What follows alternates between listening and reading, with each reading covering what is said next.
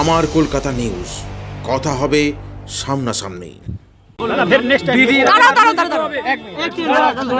রচনা ব্যানার্জি রাজনীতির ময়দানে মমতা ব্যানার্জির হাত ধরে কি বলবেন? কি বলবো বলুন তো, ভীষণ খুশি, ভীষণ আনন্দিত, নতুন একটা জায়গায় আসছি। আশা করি যেই সুযোগটা আমাকে দিদি দিয়েছেন, যে বিশ্বাসটা দিদি আমার উপরে রেখেছেন, আমি তার সৎ ব্যবহার করতে পারবো। বলছি, রচনা ব্যানার্জি তো টিভির পর্দায় যেভাবে কাঁপিয়ে গেছে, মানে কাঁপাচ্ছেন, সেইভাবে কি রাজনীতির ময়দানেও কাঁপাবেন? মানে এটা রচনা ব্যানার্জি হিসেবে কতটা আপনি? দেখা যাক না, প্রচার শুরু হোক না, দেখা যাক না কি করতে পারি। আপনার মঞ্চে যখন আপনার নাম ঘোষণা হয়েছিল, তখন ঠিক রাস্তার ওই প্রান্তে একটা শোর উঠেছিল। সেই শোরটার যে ভাইব ছিল, সেই ভাইব, এটাই আমার কাছে পরম প্রাপ্তি, এটাই আমার ঠাকুরের আশীর্বাদ যে মানুষ আমাকে ভালোবাসেন।